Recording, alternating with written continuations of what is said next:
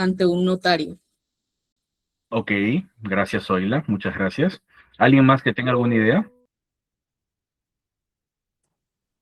Alguien del aula 1 creo que levantó la mano. A ver, ¿sí? Sí, a ver, ¿quiénes están en el aula 1? Te cuento, David, que están algunos en la universidad en un aula y ahí hay Ah, varios. A ver, genial. ¿quiénes están en el aula 1? ¿Alguien que hable? Creo que tienen problemas ahí con el audio todavía. Bien, a ver, aula 1, ¿no se escucha? Bueno, no te escuchamos, no los escuchamos. A ver, ¿izquierdo no estás? No está de izquierdo, creo. Muy bien, seguimos, David. Ok. A ver, como les decía, ¿cómo se transfiere la propiedad? Y Zoila dijo un punto importante a tener en cuenta que es, en principio, o el típico caso que se nos viene a la cabeza es la compraventa. ¿Ok? Es la compraventa. Pero yo quiero que a partir del día de hoy, ustedes vean la transferencia de propiedad de otra manera. ¿Ok? Y lo que ha dicho Zoila está súper bien. Una de las formas es la compraventa. Pero eso va a entrar dentro de un sistema. ¿Ok? Y quiero que ustedes lo vean a partir de hoy en adelante así, para que se les haga más fácil y tengan en la mente todas las posibles opciones que ustedes tienen. ¿Ok? Ok. A ver. Imaginen ustedes siempre en dos sistemas. Va a existir un sistema originario y un sistema derivado para transferir propiedad o adquirir la propiedad. Primero voy con el sistema derivado. ¿Ok? A ver, ¿dónde estás? Ok. El sistema derivado va a presuponer que existe alguien anterior a mí o anterior mío que va a tener la propiedad respecto de un bien, ya sea mueble o bien inmueble. ¿Ok? Por ejemplo, si yo mañana quiero comprarle su carro a Sara, yo quiero adquirir la propiedad, pero presupongo de que anterior a la propiedad del carro la tiene Sara. Sara es la propietaria del bien en la actualidad, pero a través de un acto jurídico, en específico un contrato, esa propiedad va a salir de la esfera patrimonial de Sara y va a entrar a mi esfera patrimonial. Va a operar la transferencia de propiedad. ¿Ok? Ese es el sistema derivado. Como les vuelvo a repetir, existe o se presupone de que existe un propietario anterior a mí y que ese propietario, a través de un acto en específico, va a transferir esa propiedad, esa titularidad hacia mi persona. ¿Qué es la propiedad? Es el mayor, es el acto jurídico por excelencia que te va a dar la mayor gama de facultades respecto de un bien, ya sea mueble o inmueble, porque te va a permitir el que puedas usar, disponer, disfrutar y reivindicar. Porque si yo soy propietario, puedo alquilar, puedo transferir, puedo hipotecar, puedo dar en usufructo, puedo hacer lo que yo quisiera, salvo que haya un impedimento legal, con el bien que es de mi propiedad. ¿Ok? Pero eso es el sistema derivado. Ahora, dentro del sistema derivado, el Código Civil nos establece formas de transferencia de propiedad para bienes muebles y para bienes inmuebles. Para bienes muebles, saben que es un bien mueble. Un bien mueble, en sencillo, es todo lo que se debe mover teóricamente. Un carro, un celular y demás supuestos. Entonces, ¿qué es lo que nos dice el 947 del Código Civil?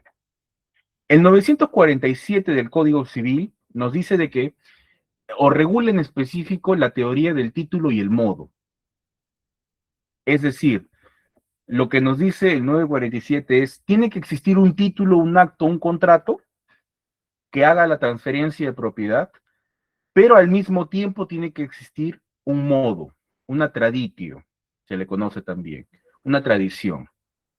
¿Alguien tiene idea, y quizás ya lo pueden ver de la propia diapositiva, ¿a qué se refiere con el modo, con la traditio del bien mueble que uno quiere transferir?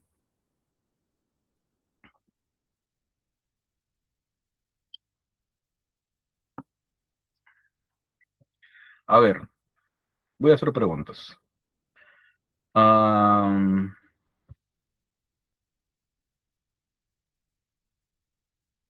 Emily Córdoba, Sí, ¿tienes alguna idea a qué me refiero sobre la traditio, sobre el modo? sobre la, bueno, no, pero me suena a tradición. Ya. La traditio o el modo y la entrega significa, lo que les he dicho, es la entrega del bien. Para todo bien mueble, para que opere la transferencia de propiedad, tiene que haber un acto, un contrato, y no solamente va a bastar con suscribir el contrato. Tengo que darte la entrega, tengo que darte en posesión el bien. ¿Ok? Por ejemplo, si yo te digo, Emily, te vendo mi celular, hacemos un contrato, 5.000 soles. Ok, David, yo voy a firmar. Suscribimos el contrato. ¿Basta la sola suscripción del contrato para que haya operado la transferencia de propiedad de este bien mueble? ¿Qué opinas, Emily? Que no, ¿Qué hace falta para que opere la transferencia de propiedad? que me dé el bien. Que te dé el bien, muy bien. Entonces, una vez que tengamos el contrato, el acto, y te den posesión, a partir de ahí tú eres la propietaria. Y este es un ejemplo pequeño, pero se puede dar a gran escala.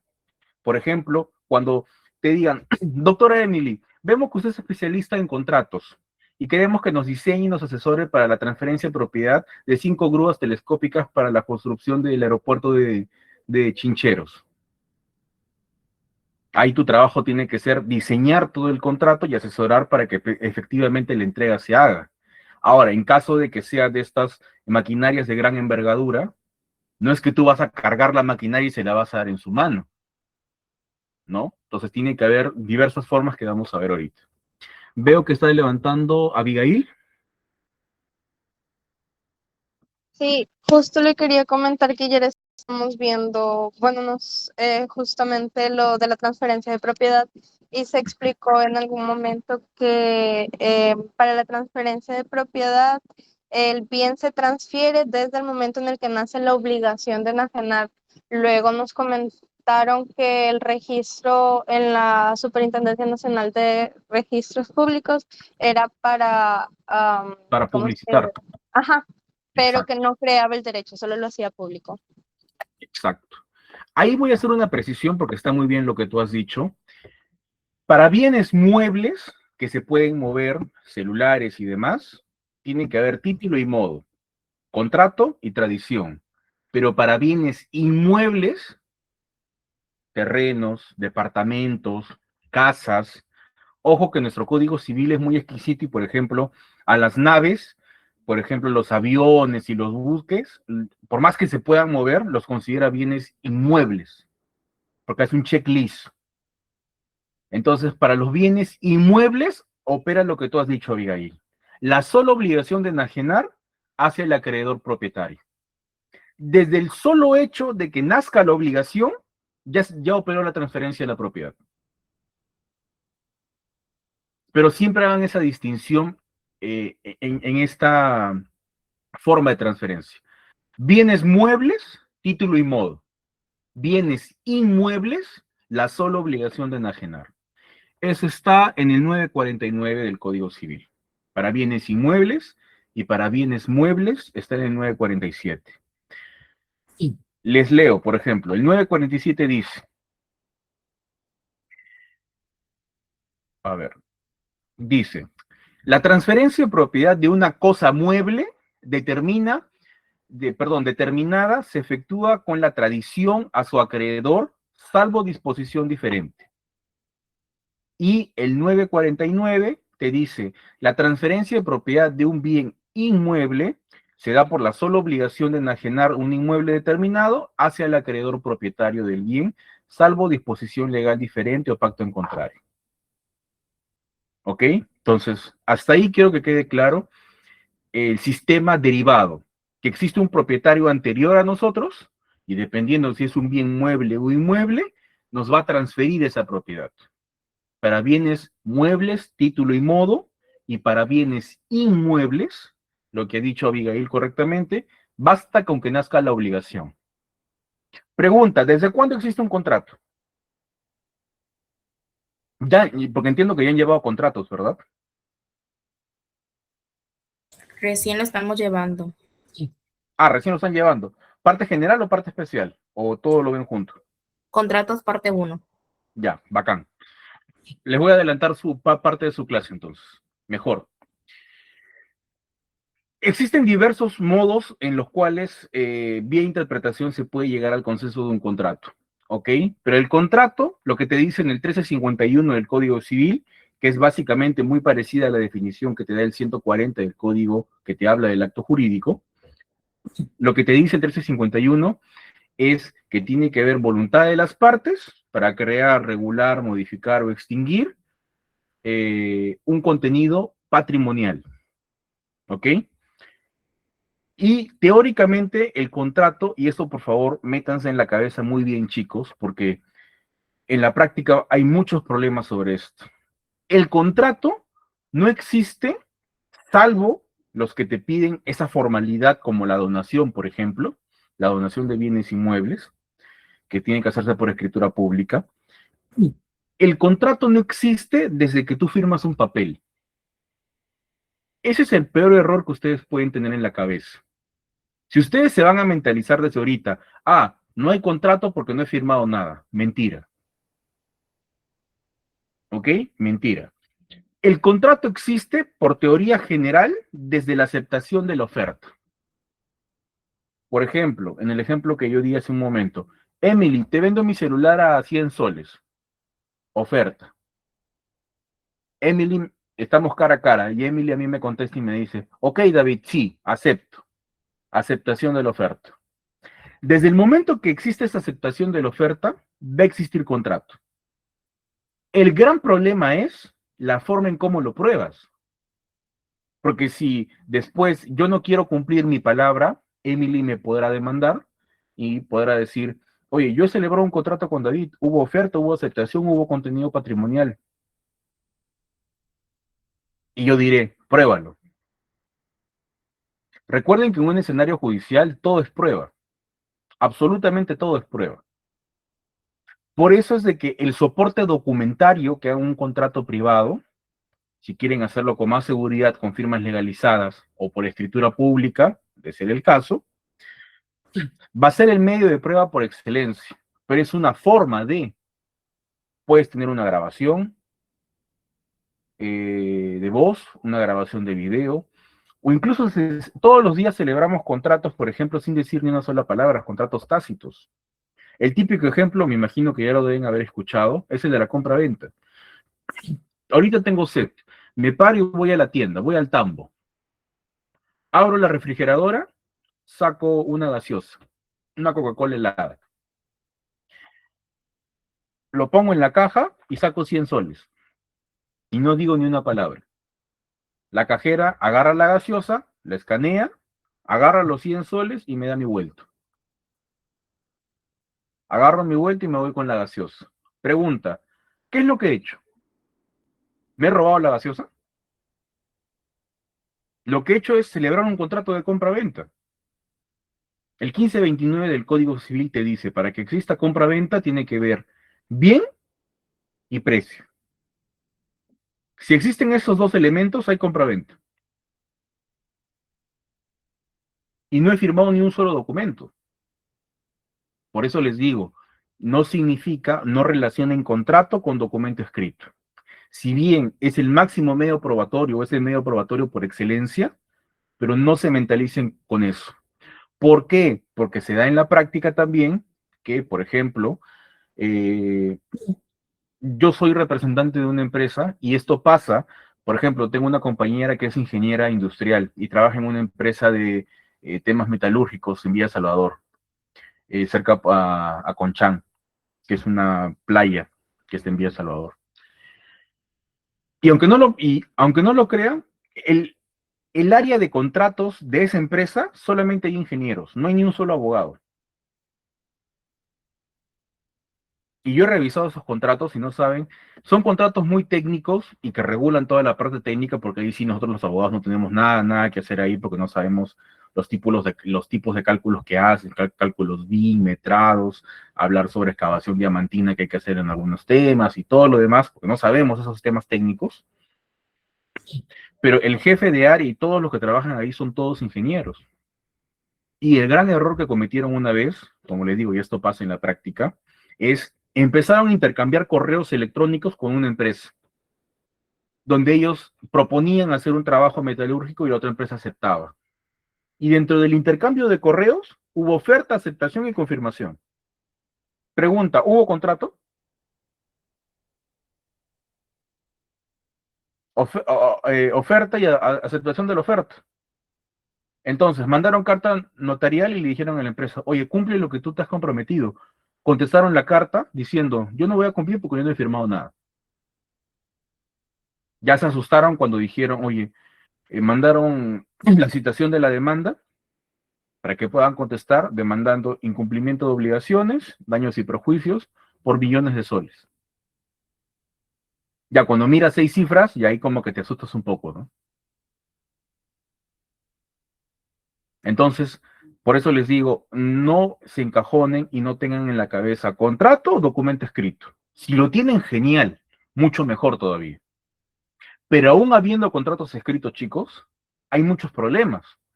¿Qué pasa si yo soy el propietario registral? Hoy día le vendo a Emily por contrato privado. Mañana le vendo a Carlos Jiménez y le doy la posesión. Y pasado mañana le vendo a Benjamín y lo elevamos a escritura pública y lo elevamos a registros públicos. ¿Quién es el propietario?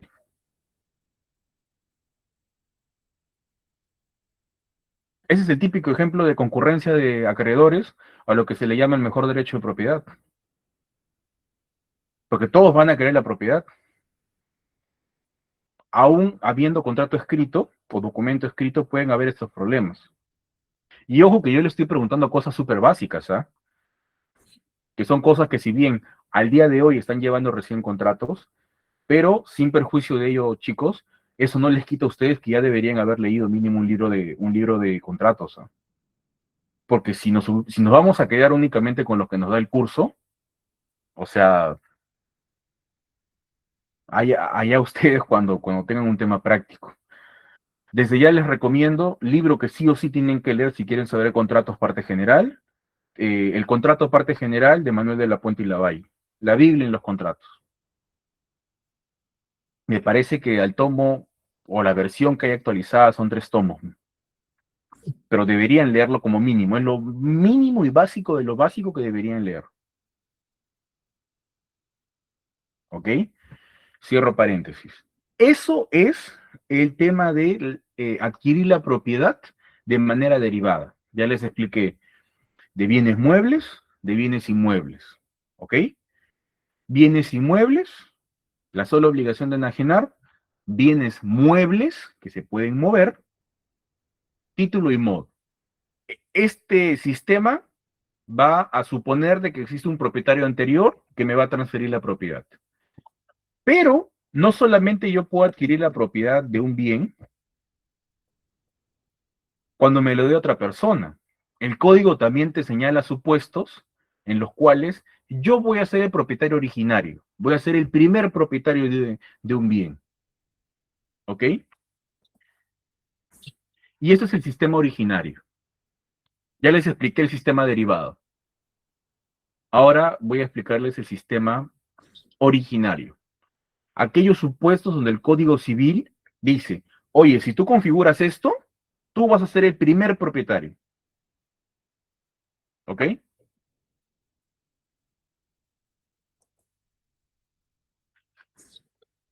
Primero tenemos la apropiación o aprehensión, que esto es para bienes muebles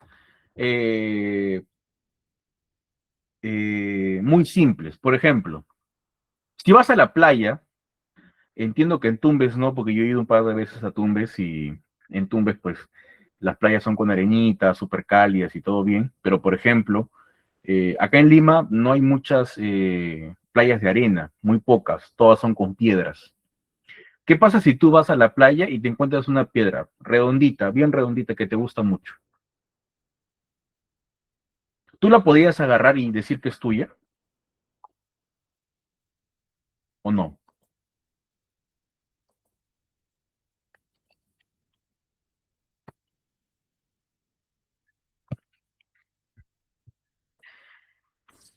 El 929 del Código Civil te habla de la apropiación, que te dice, las cosas que no pertenecen a nadie, como son las piedras, conchas u otras análogas que se hallen en el mar, en los ríos o en las playas u orillas, se adquieren por la persona que las aprenda, salvo previsiones de la ley y reglamentos. Es decir, lo que nos está diciendo es, si tú encuentras algún bien de similares características a piedra, conchas o algas o algo que esté por ahí, que no tenga otro propietario, alguien que no lo reclame, te puedes apropiar de él. Salvo que exista disposición legal. Por ejemplo, los santuarios nacionales que existen en Madre de Dios, o los parques nacionales, esos están protegidos por ley. Ahí no te puedes sacar nada. Pero en una playa X puedes agarrar una piedrita. Esa piedra es una cosa, es un bien, porque tú le puedes dar un valor si tú quieres. Entonces, si el código te permite que tú te apropies y sea de tu propiedad, se te va a considerar el primer propietario. Mucho más teniendo en cuenta que no va a haber un registro sobre esto, porque no hay un registro de quién es el dueño de cada una de las piedras, ¿no? Ese es el primer supuesto de adquisición originaria. Segundo supuesto es la accesión, ¿ok? La accesión se da en aquellos supuestos donde, a ver, quizás con esto lo vayan a sacar mucho más rápido. ¿Han escuchado alguna vez esta pregunta que es muy usual en redes sociales? Si construyo en casa de mis suegros, ¿la casa es mía?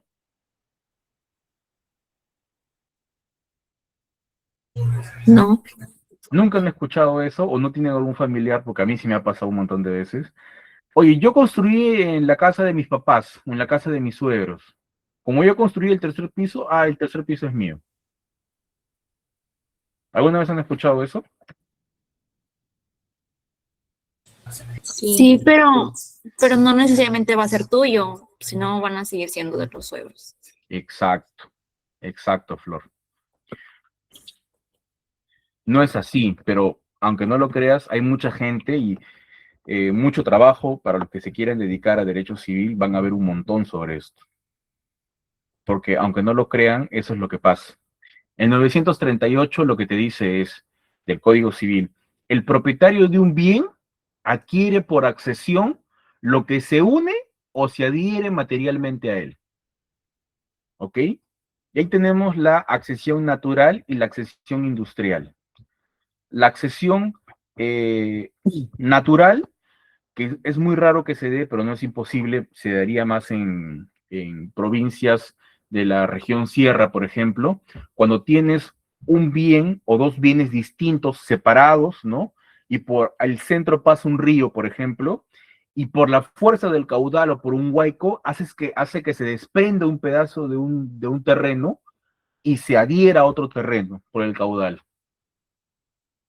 No sé, has ganado pues unos 50 metros más. Entonces, como es de manera natural, el código te dice de que esa propiedad se va a ir a tu propiedad y por ende vas a ser el propietario. Esa es la accesión natural. Y la accesión industrial se da en aquellos supuestos donde yo voy a Tumbes a X días y encuentro un terreno. Yo digo, no me interesa, voy a construir.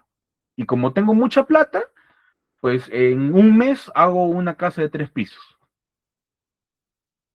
Y después me toca en la puerta y llega Flor y me dice, oye, esta es mi casa. Perdón, este es mi terreno, porque ha construido. No, como yo construí, esto es mío. Error. El código te dice también, todo lo que se adhiere o no, lo puede adquirir el propietario por accesión. Pero ojo, en este caso de la accesión industrial hay un tema que tienen que tener en cuenta, chicos. Una cosa es que tú lo hagas de buena fe y otra cosa es que lo hagas de mala fe. Obviamente que tú nunca vas a decir que lo has hecho de mala fe, ¿no? O por lo menos a quienes ustedes van a llevar los procesos y van a ir contra estas personas que han construido, estas personas a ustedes nunca les va a decir que lo he hecho de mala fe. Cuando tú lo haces de buena fe, es decir, o el código te pone en aquel supuesto de que si tú construyes en un terreno que tú desconocías que tenía propietario, pero después se aparece el propietario, podrías solicitar tú que te paguen la construcción, que te la paguen, más no que sea tuya. O te dan esa facilidad a que tú puedas comprarla. Pero no es que va a ser tuya en automático.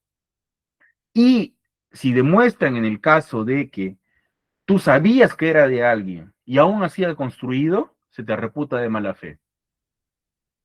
Entonces, el propietario procede a demoler lo construido o apropiarse de él sin cargo a ningún pago, y la demolición está a cargo de la persona que actuó de mala fe. ¿Ok? Entonces, ahí tengan esa idea en materia de accesión. Pregunta, ¿cómo ustedes podrían demostrar, o cuál sería un argumento, si van hacia ustedes y le dicen, doctores, doctora, doctor, han construido en mi terreno, yo tengo un terreno en Tumbes que yo voy una vez al mes, y me doy cuenta que han construido, me han hecho una casa de un piso. A ustedes al toque piensan, accesión. Pero esa parte que he construido va a alegar buena fe. Ustedes tienen que romper buena fe y plantear que es un supuesto de mala fe. ¿Cuál sería un primer argumento que se les vendría a la cabeza? Los escucho. A ver.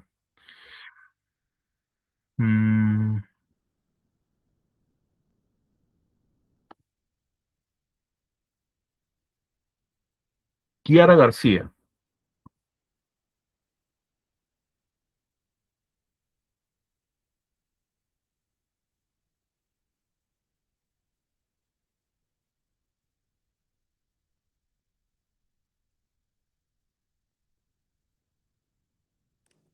García, ¿estás?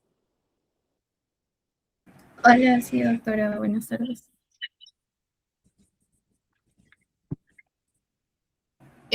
¿Me puede repetir la pregunta? No la escuché muy bien, disculpe. Claro, no hay ningún problema, Kiara. En el supuesto de que vengan a ti y te digan, doctora Kiara, han construido en mi casa. Yo no me he dado cuenta, he venido después de un mes, he estado de viaje. Me he ido al extranjero. Y han construido en mi terreno. Tú vas como abogada, mandas una carta o intentas acercarte y te dicen, no, yo no sé, yo pensé que eso no era de nadie. Yo he construido de buena fe. Entonces, tu primer escenario de defensa tiene que decir, oye, pero yo tengo que intentar acreditar, o cuál es el argumento para romper su buena fe. Que se te venga alguna idea a la cabeza de un posible argumento. Alguna idea, lo que se te Se ocurre. supone que ese terreno es mi propiedad, yo debo de tener algo como algún título a Muy que me bien. mí que es mío, pues, ¿no? Y Kiara, ellos, perfecto. Imagínate que es un bien urbanizado, que está en el centro de Tumbes. ¿Qué es lo que tú tendrías que tener teóricamente para demostrar que es tuyo? ¿Cuál es tu medio probatorio por excelencia? Está mi, perfecto lo que me has dicho. mi título de propiedad, Ya. ¿Qué entiendes tú por título de propiedad? algo que me acredita a mí que ese bien es mío. Por ejemplo, Por ejemplo, una casa, un carro. no, pero ese es el bien. Ajá. Tienes el bien y acá estás tú. ¿Cuál es el documento o el sustento que acreditaría que tú eres la propietaria? Está bien lo que me has dicho, pero ¿cuál sería ese documento? Porque, ojo, chicos, y me parece muy bien la respuesta que ha dado Kiara, en el Perú, salvo, muy bien, Tatiana, muy bien. salvo en algunos supuestos municipales, pero que no te sirven como con una oponibilidad, no existe un documento que diga título de propiedad, pero lo puedes asociar a otro documento, que es lo que ha puesto Tatiana, una escritura pública o registros públicos. Pregunta, ¿saben cuáles son los efectos de una inscripción registral?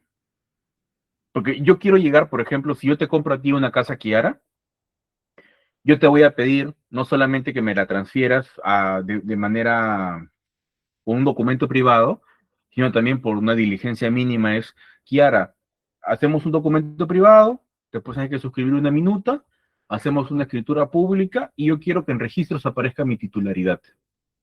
¿Para qué yo quisiera llegar a registros?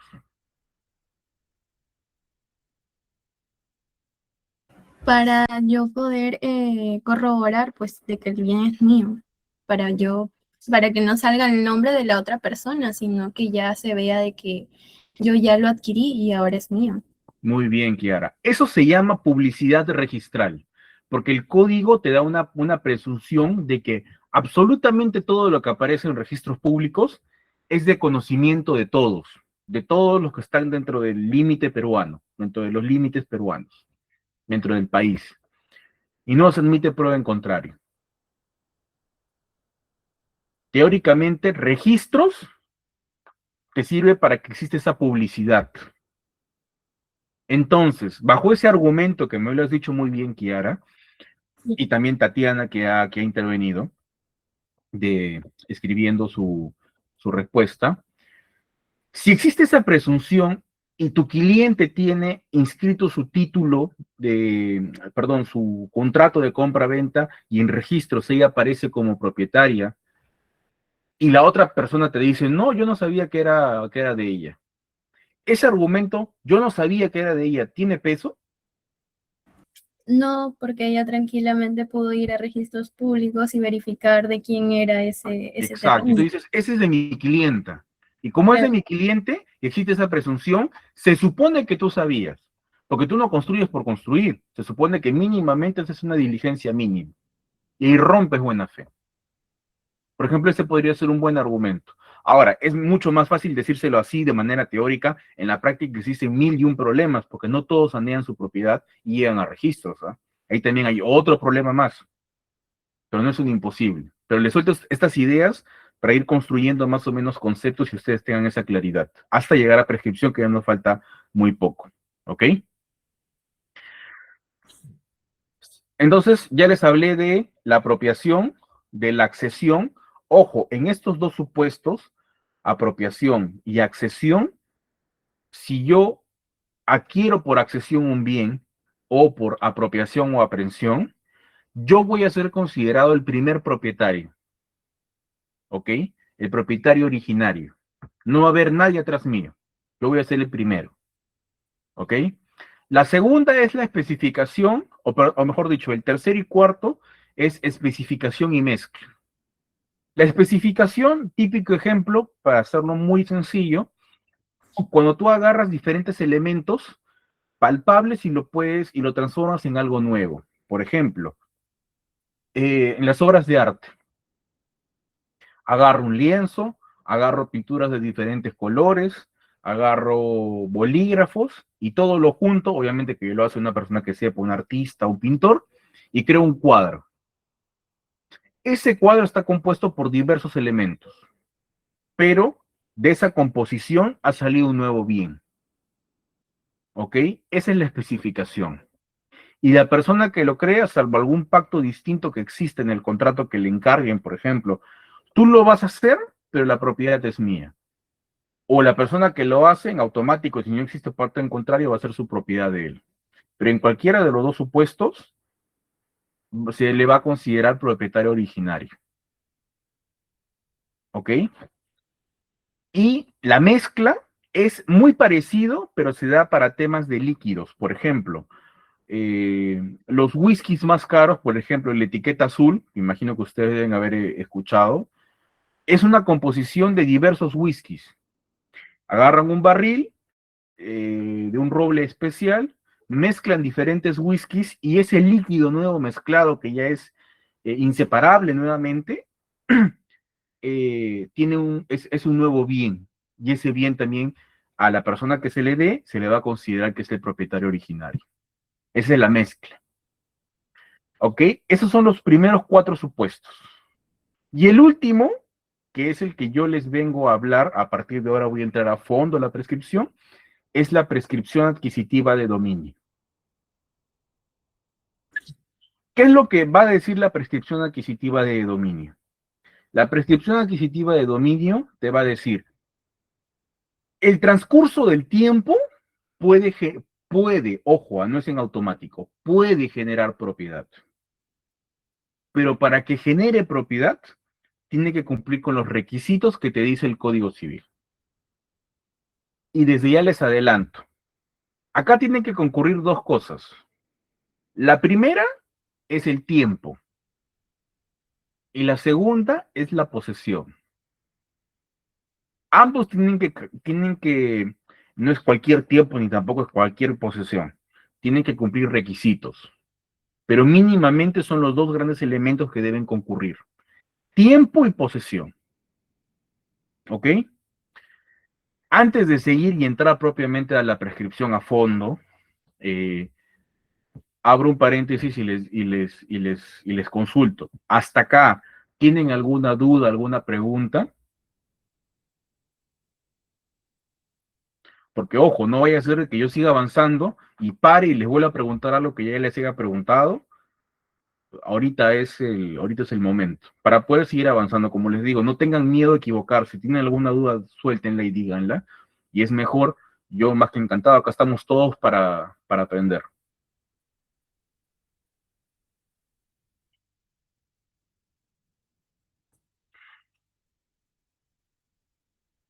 Bueno, entenderé que no, que todo ha quedado claro.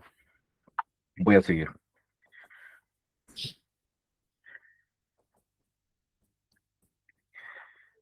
A ver. Primero entendamos qué es la posesión, ¿ok? La posesión tiene una naturaleza real, y acá también les hago una precisión. Siempre ha existido un debate en doctrina eh, si la posesión es hecho o también se podría considerar si es un derecho. Me explico. En doctrina se dice que hay 2 vertientes. La mayoría lo que te dice es de que es una situación de hecho. Es decir, el solo hecho que yo detente una cosa, que yo tenga en mi poder algo, me va a hacer posesionario, porque es de hecho. Yo no podría no tener algo propiamente y tener la posesión. Entonces, es una manifestación de hecho. Pero otro sector de la doctrina lo que te dice es, oye, pero está regulado en el Código Civil. Hay un artículo que te habla de la posesión. Entonces, si está regulado en el Código Civil, es un derecho. Ahora, esto se los comento para que ustedes tengan en cuenta esta discusión doctrinal que existe, pero no existe una unanimidad. O sea, no es como que toda la doctrina o la doctrina más autorizada haya dicho, oye, sí, no, es un derecho. O diga, no, no es un derecho, es una situación de hecho. Pero existe eso, existe esa discusión, ¿ok? Y ojo que la posesión tiene una regulación muy eh, amplia, entre comillas, en nuestro Código Civil, ¿ah? Porque incluso la posesión, amigos, la posesión, chicos, te puede permitir ejercer una especie de desalojo extrajudicial, que es la defensa posesoria extrajudicial. Que es la defensa posesoria extrajudicial. También te va a dar ciertas presunciones, te va a dar presunción de propiedad, que se admite prueba en contrario, presunción de continuación, es decir, si tú acreditas inicio y fin, el código te da esa presunción de que ese hueco, esa brecha también has poseído. ¿Ok? También existe la coposesión. que es cuando lo ejerces de 2 a más personas, ¿ok? Y en específico el artículo 896 te dice cuál es la noción de posesión que tiene nuestro código, que te dice que la posesión es el ejercicio de hecho de uno o más poderes inherentes a la propiedad. Hace un momento yo lo señalé. ¿Cuáles son los atributos de la propiedad? A ver. Uso y disfrute.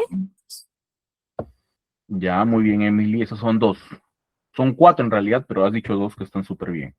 Usar, disfrutar, faltan 2 más.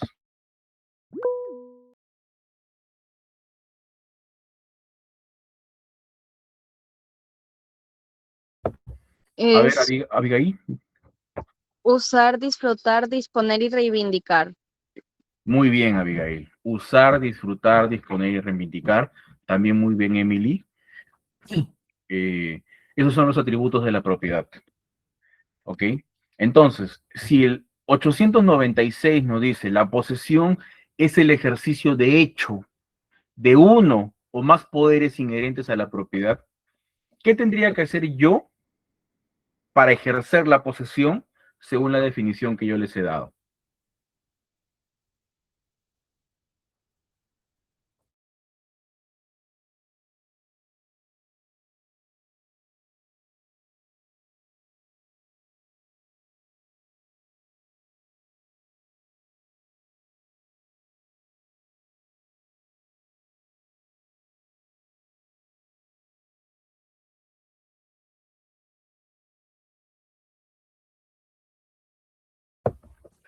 ¿Mm? Sí, como bien ha dicho Abigail y Emily, que es usar, disfrutar, disponer y reivindicar, se supone que basta con que yo ejerza uno de estos 4 para que yo ya sea posesionario. Ahora, hago una precisión. El de reivindicar no se podría utilizar. Sería de 3. ¿Por qué? Porque la reivindicación es aquel supuesto donde, o la típica frase que nunca se deben olvidar, chicos, es la reivindicación es aquella acción que ejerce todo propietario no poseedor contra todo poseedor no propietario. Así que para reivindicar yo tengo que ser propietario. Porque, ojo, una cosa es propiedad y otra cosa es posesión. Yo, para ejercer la reivindicación, sí o sí tengo que ser propietario. Pero si no soy propietario, basta con que yo ejerza uno de los 3, a excepción de la reivindicación, porque no la puedo ejercer porque no soy propietario, para que yo sea poseedor. ¿Ok? Entonces, es usar, disfrutar o disponer. Porque hay también discusión en la doctrina y dicen, no, disponer no, porque solamente debería disponer el propietario. Pero chicos, aunque no lo crean, hay gente que suscribe contratos de compra-venta privados creyéndose propietarios. Y toda su vida, y incluso han muerto pensando que son propietarios. Y han intentado ejercer actos de disposición. ¿Ok? Sigo. El 896, que ya se los he leído, la posesión es el ejercicio de hecho de uno o más poderes inherentes a la propiedad.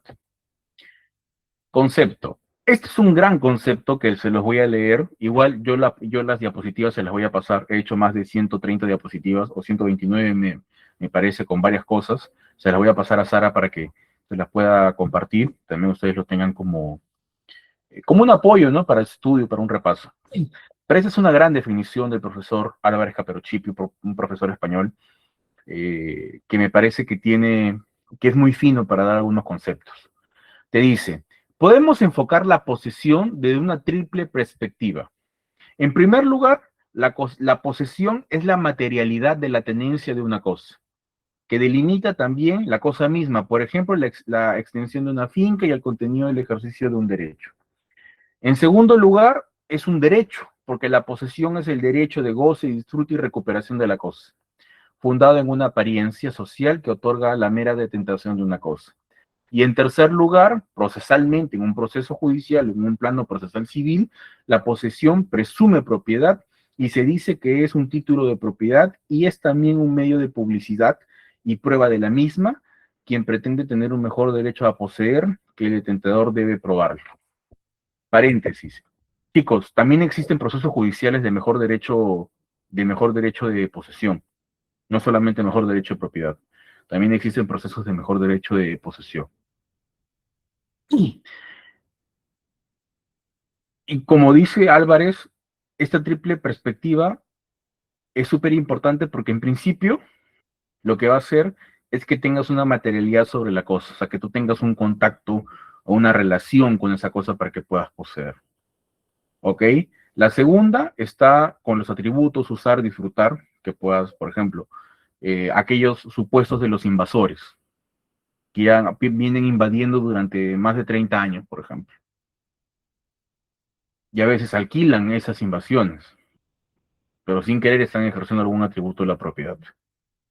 Y tercero, es un medio de publicidad y de prueba de la misma. ¿Ok? De la propiedad, porque se supone, teóricamente, en una presunción, que si tú miras a una persona que entra y sale de una casa todos los días y es tu vecino durante 20 años, ¿tú de quién vas a creer que es la propiedad de la casa? ¿De una persona que nunca has visto o de tu vecino que siempre has visto? Entonces también es un tipo de prueba de la posesión y te da presunciones como ya lo he mencionado. Sigo. Un concepto del segundo pleno casatorio civil que lo dejo para que ustedes lo puedan leer para poder seguir avanzando. Teoría sobre la posesión, la teoría subjetiva y objetiva de Yeri, que ya lo dejo para que ustedes lo puedan consultar después, para no entrar en mucha teoría. Nuestro Código Civil regula 7 tipos de posesión, porque no es que haya solamente un tipo de posesión, existen varios tipos de posesión. Primero existe la posesión mediata e inmediata. ¿Cuál es la inmediata? La inmediata es aquel que tiene la relación o la relación directa e inmediata con la cosa. Por ejemplo, yo tengo un departamento y se lo alquilo a Emily. ¿Ok? ¿Quién es? Y Emily vive ahí ya durante 6 meses. Tenemos un contrato de arrendamiento. Pregunta, ¿Emily va a ser poseedora mediata o inmediata del departamento?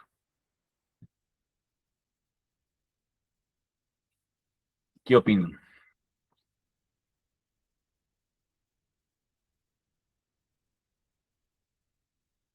A ver, Liliana Francesca, o Francesca. Francesca entendería por las 12.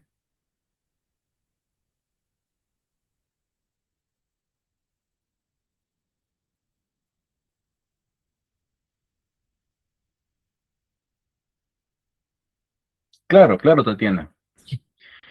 El primer tipo, o los dos primeros tipos de posesión que regula el código, es la posesión mediata e inmediata.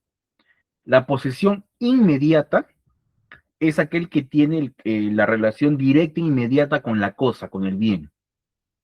Y la mediata es aquel que ejerce la posesión a través de una persona. Les pongo el ejemplo. Yo tengo un departamento en Tumbes y se lo alquilo a Emily. Durante un año, pero Emily ya viene ocupando el inmueble, el departamento que yo le vengo alquilando durante 6 meses. Mi pregunta es, ¿quién es el poseedor inmediato y quién es el poseedor mediato? ¿Y por qué? Emily sería el poseedor inmediato, ya que él ejerce contacto directo con la cosa. Ya, muy bien. Inmediata sería usted, ya que usted es el propietario, pero se la está alquilando a Emily, que la usa todos los días. Muy bien. Perfecto, Tatiana. Perfecto, tal cual. ¿Y esto por qué es importante este tipo de clasificación? Porque, ¿recuerdan lo que les dije al inicio? Para yo adquirir un bien por prescripción adquisitiva, me piden 2 cosas: tiempo y posesión. Pero posesión no puede ser cualquier tipo de posesión. La posesión tiene que cumplir con ciertos requisitos, que ya lo vamos a ver más adelante, pero se los adelanto desde ya. Tiene que ser una posesión continua, pacífica, pública y como propietario. Pero al margen de esos 4 elementos que tiene que cumplir mi posesión, también yo no tendría que reconocer la propiedad en otra persona. En el caso que muy bien Tatiana me ha dicho, si Emily es la poseedora inmediata, producto de un contrato de arrendamiento, donde como ustedes saben, el contrato de arrendamiento es donde uno, que es propietario o tiene las facultades para arrendar, arrienda y da en cesión en uso la posesión o el uso del bien a otra persona, que sería el arrendatario, y este arrendatario, que en el ejemplo que les puse sería Emily, Emily tiene esa calidad de arrendataria y me reconoce a mí como arrendador. Pero en esa relación contractual, ella está reconociendo la propiedad en otra persona. ¿Me dejo entender? ¿O no he sido muy claro ahí? Porque es importante que tengan en cuenta eso.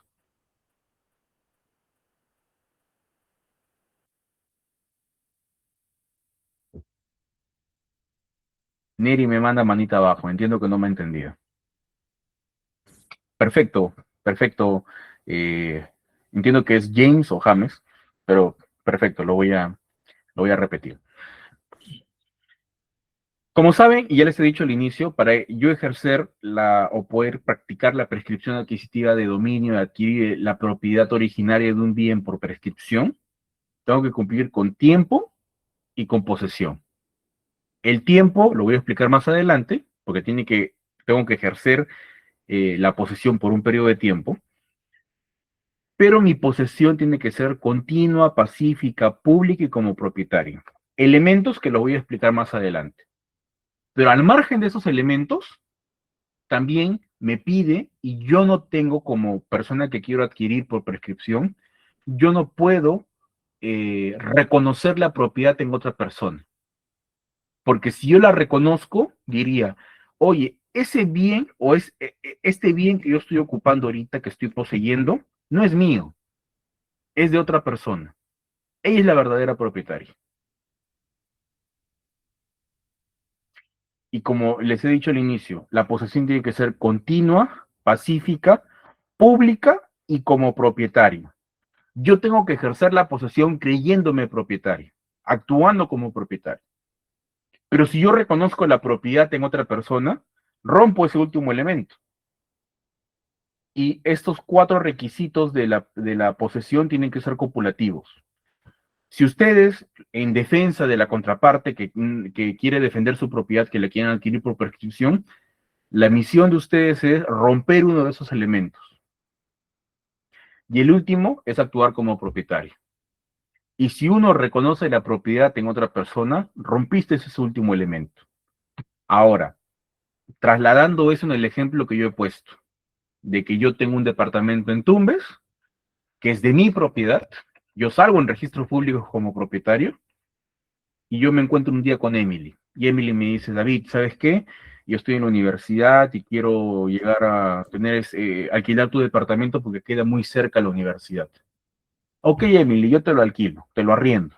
Ok, celebramos un documento físico de arrendamiento, donde en el contrato de arrendamiento pongo, yo, David Landauro, soy el propietario del departamento ubicado en tal lugar, con partida registral número tal. Y Emily pone, y yo, Emily, estoy interesada en alquilar tal departamento por el precio tanto de la renta. Suscribimos el contrato por un año.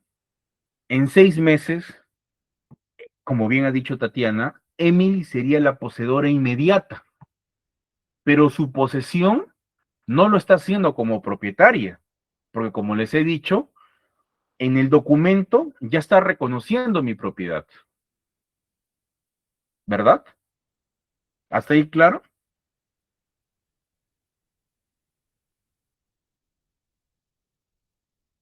James, Liliana, sí, Sebastián. Sí. Ya, genial.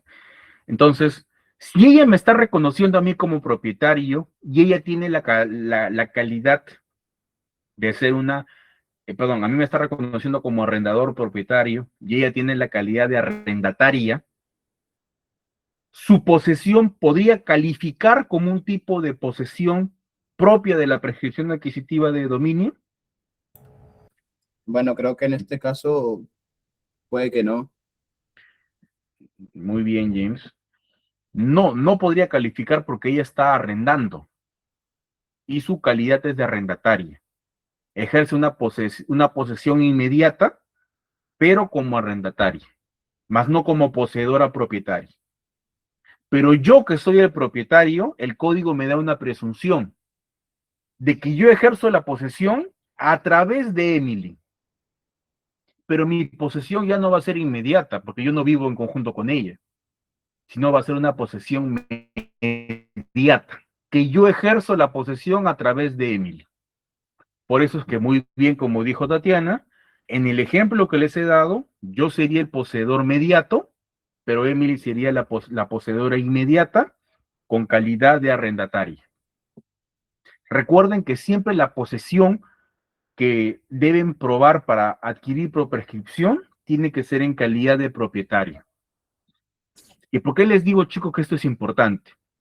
¿Qué pasaría, por ejemplo, James, te hago la pregunta?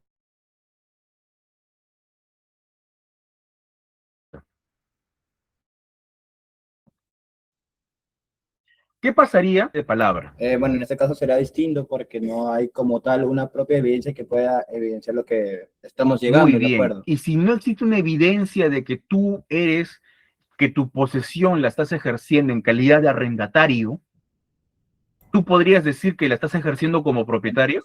Correcto, sí. Entonces, y acá les adelanto el otro extremo, ya les adelanté el extremo de la posesión. En cuestión de tiempo, el código te dice, si no tienes justo título, tiene que pasar 10 años. Es decir, si tú ejerces una posesión continua, pacífica, pública y como propietario por el lapso de 10 años, el bien es tuyo. Imaginemos que yo me voy a vivir al extranjero, me salió un trabajo allá, y te digo, ¿sabes qué, James? Esta casa la voy a dejar para mis hijos, porque mis hijos están viviendo allá conmigo, en España o en Inglaterra. Yo te voy a pagar a ti 1.000 euros al mes, pero por favor cuídame la casa. Y tú vive ahí, pues, ¿no? Todo eso queda de palabra. Al año 11, James, tú que has entrado y salido de manera pública, todos los vecinos a ti te conocen. Todos piensan que tú eres el propietario. Has entrado de manera pacífica y tienes una posesión continua durante 11 años. Pregunta, ¿has ganado el bien por prescripción?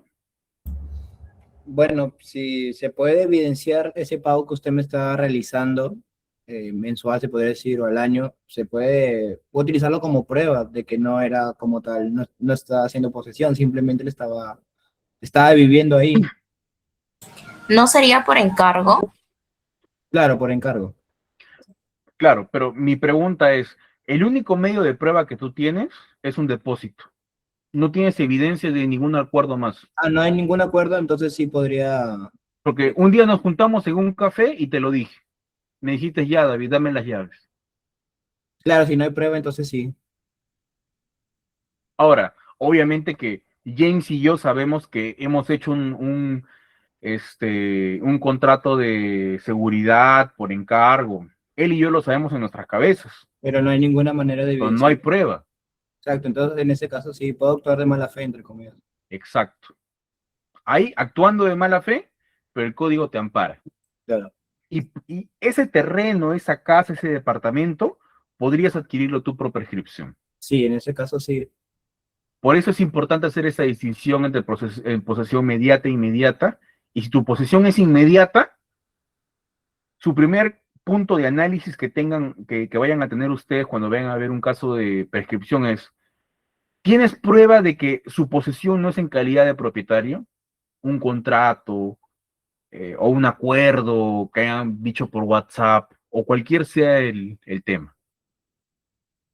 Porque muchas veces, y esto pasa, Ahora, obviamente que ustedes, como van a asesorar a veces a personas que le van a decir, doctor, yo me voy a ir de viaje y quiero alquilarle a mi primo, que es mi hermano del alma, que ni siquiera es mi primo, es como mi hermano, y le voy a dejar que él cuide mi casa. Ustedes le van a decir, sí, déjalo así nomás. No. Contrato. No, pero doctor, que falta de confianza. Contrato. Hay una frase que una vez yo leí cuando estaba en pregrado y siempre se me quedó. Dicen que Tito Cayo dijo ante el Senado romano, verba volan scripta manem. Las palabras vuelan, lo escrito queda. Y más aún en materia procesal, probatoria, en un proceso judicial, la prueba vale oro. No, que sí, que yo le dije, juez, yo se lo juro por mi mamacita, que él me lo ha dicho. Discúlpame, si no lo puedes probar, chao. Y por lo general, la gente actúa de mala fe. Chicos, yo he visto casos, y les comento un caso muy, muy breve.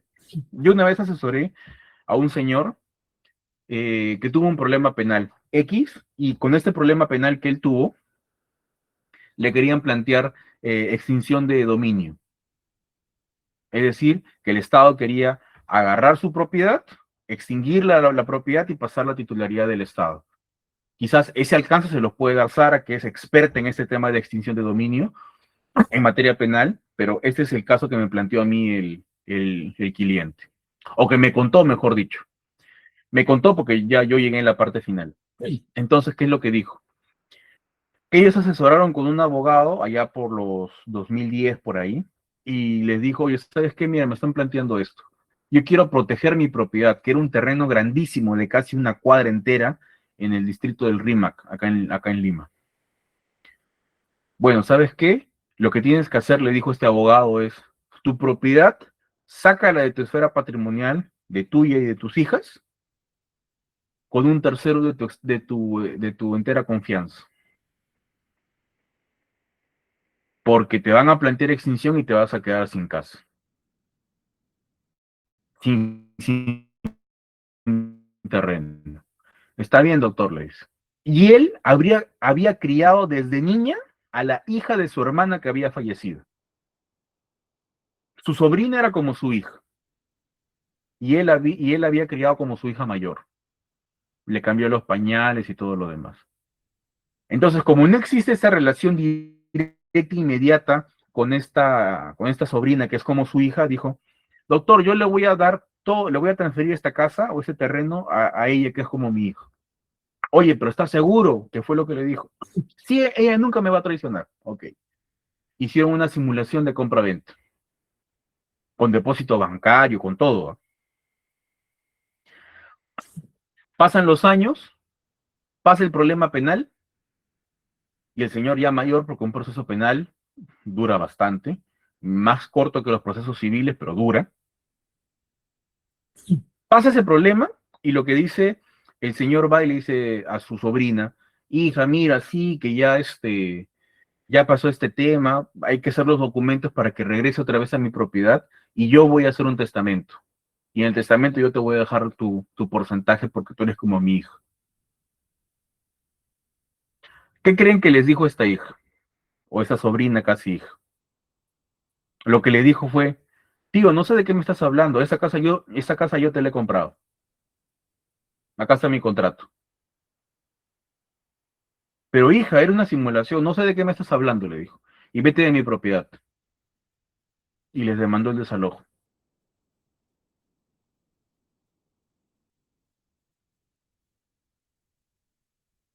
El señor planteó un proceso de nulidad de acto jurídico, ganó primera instancia, ganó segunda instancia, la chica se fue a Corte Suprema, y Corte Suprema demoró tanto, porque demoró unos 3 años, y faltando 6 meses para que salga la resolución en la Corte Suprema que confirmó lo que dijo primera y segunda instancia, el señor muere.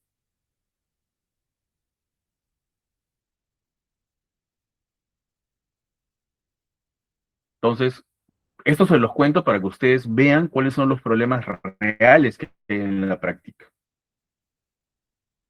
No, que sí, que transfiérele, que una simulación. Con esos chicos hay que ser muy cuidadosos. En principio porque es un supuesto no permitido por el código lo regula o lo sanciona con la nulidad. ¿Ok? Y 2, porque pueden pasar estas cosas. ¿Ok? Esa es posesión mediata e inmediata. Ahora, el código también te regula posesión legítima e ilegítima. Posesión legítima, cuando tienes un título que te habilite a actuar y a poseer. Por ejemplo, contrato de arrendamiento. El contrato de arrendamiento me permite a mí poseer de manera legítima, pero en calidad de arrendatario. No como propietario, en calidad de arrendatario. Pero mi posesión es legítima, porque el ordenamiento jurídico la avala. La ilegítima es cuando entras por la fuerza y ejerces la posesión. Ahora, esta posesión ilegítima puede ser de buena fe y de mala fe. De buena fe, cuando tú entras a un terreno, por ejemplo, y tú pensabas que no era de nadie. Y la de mala fe es cuando tú, a sabiendas que era de alguien, entras e irrumpes. Y por último tenemos la posesión precaria,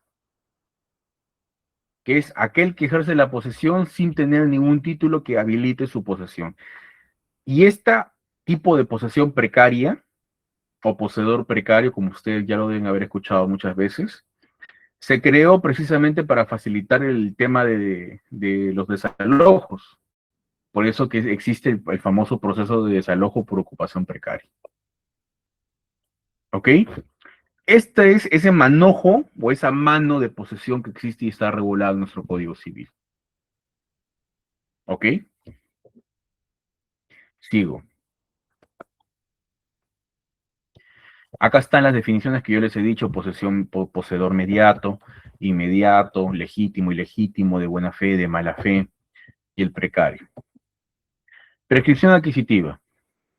Por ejemplo, en 1990, en un pueblo no urbanizado de alguna provincia X, el señor A toma posesión de un área de 150 metros cuadrados.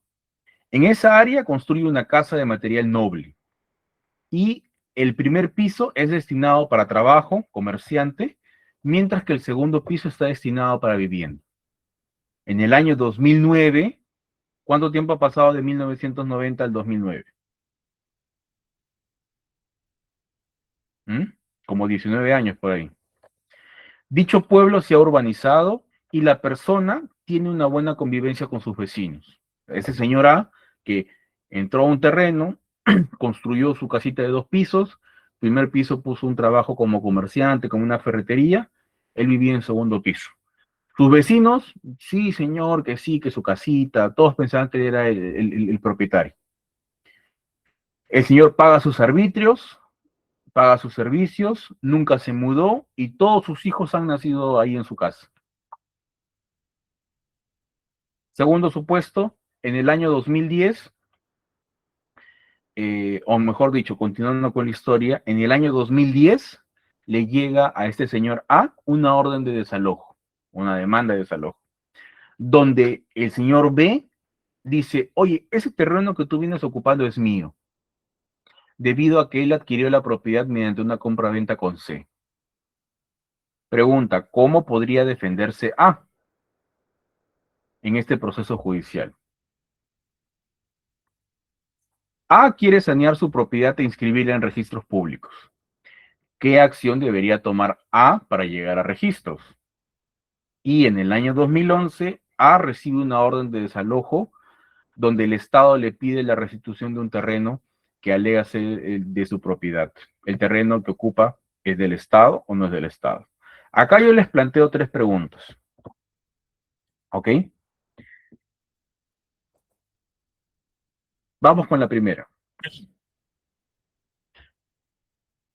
En 1990, como les he dicho, David llega a un terreno, construye una casa de 2 pisos, primer piso pone su ferretería, vive en el segundo piso. Todos mis vecinos me conocen, todos mis vecinos piensan que yo soy el propietario. Vengo viviendo más de 20 años.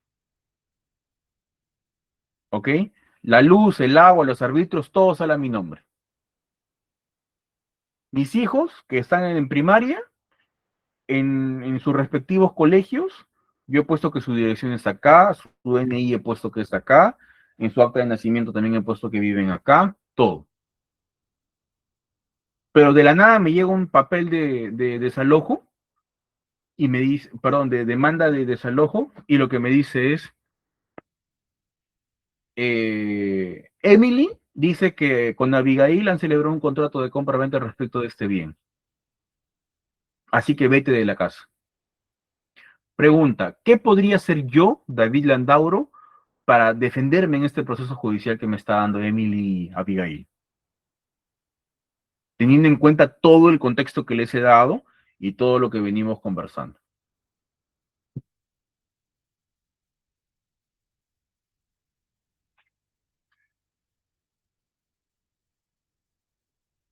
¿Se podría demandar prescripción?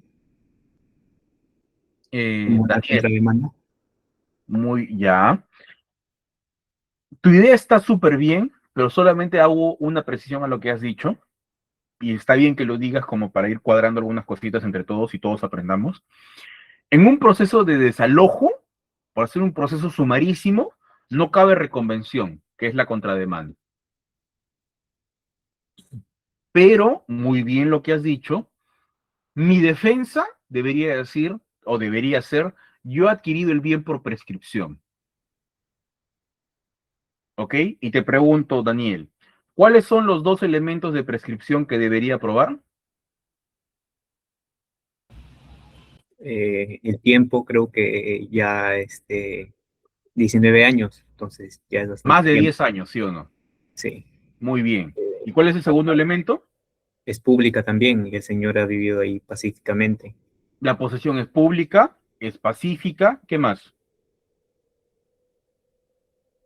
Es No me acuerdo. continua Continua, sí, continua. y la ha ejercido en calidad de Propietario. propietario. Entonces, mi defensa debería ser esa, porque una de las formas de ustedes defenderse y frenar un desalojo es alegar que el inmueble que los quieren desalojar es de ustedes y ustedes lo han adquirido por prescripción adquisitiva de dominio. Ahora, paréntesis, el juez en ese proceso lo que va a hacer no es que te va a declarar que eres propietario. En los procesos judiciales de desalojo, va a evaluar tu acervo probatorio y va a decir, oye, efectivamente, yo creo que acá hay una propiedad, pero no te la va a declarar. Y va a decir por eso, infundada tu demanda de desalojo y tendrás que pelearlo en otro proceso. Mejor derecho de propiedad, ya ve tú lo que haces. Pero en el proceso de desalojo, ojo, estoy hablando de desalojo, puede ser tu medio probatorio, perdón, tu medio de defensa. Pregunta, si ya saben que ustedes que tienen que acreditar tiempo y posesión, ¿cuál deberían ser sus medios probatorios que ustedes adjuntan a su escrito de, en este caso, de desalojo? Porque hay otro proceso aparte, únicamente de prescripción adquisitiva, para que el juez ahí sí los declare ustedes como propietarios. Pero en este caso del desalojo, que le están demandando a ustedes el desalojo, y ustedes van a contestar diciendo que han adquirido el bien por prescripción, ¿cuáles son esos medios probatorios que ustedes deberían adquirir, perdón, que ustedes deberían presentar para que el juez diga, oye, sí, todo lo que me ha presentado Tatiana me da esa impresión que es la propietaria por prescripción? Acá tienen ustedes para volar con todas las ideas que se les vengan a la cabeza. Díganme todo lo que se les ocurra.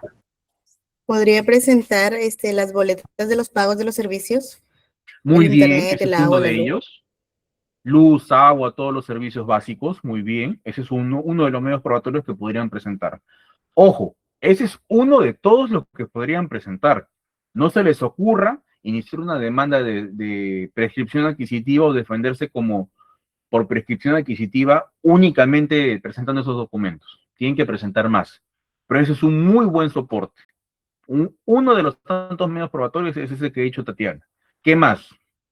El autoevalúo, el impuesto sobre que pagan los propietarios. Muy Bueno, bien, Daniel. Los pagos los de los impuestos. arbitrios municipales, los HR, los PU y todo lo que ha salido y lo que se ha venido pagando, que son los valores, los impuestos prediales, los mantenimientos a las áreas verdes, todo lo demás que, por ejemplo, salga su nombre de ustedes. Otro medio probatorio. ¿Qué más? Los testimonios de los vecinos. Muy bien. Las declaraciones juradas de la declaración de los vecinos. Muy bien, Emily. ¿Qué más? ¿Qué más se les ocurre? Entiendo que en la universidad que están ustedes, la carrera dura 6 años, ¿no? ¿O dura 5? 6 años. 6 años. Muy bien. Entonces les quedan 2 años. 2 años para que acaben la carrera. Vamos, chicos, ya me han dicho varios, o sea, están muy bien, sigan. A ver, Natalie. Doctor, como usted también le mencionó, podría ser las partidas de nacimiento de los hijos del Señor, porque ahí va a constar lo que viene a ser la dirección domiciliaria. Y Muy también bien, Natalie. en el ejemplo se mencionó que el Señor tenía el primer piso lo destinó para un negocio. Entonces podría ser también la licencia de funcionamiento, porque los negocios necesitan una licencia Perfecto. de funcionamiento para ello.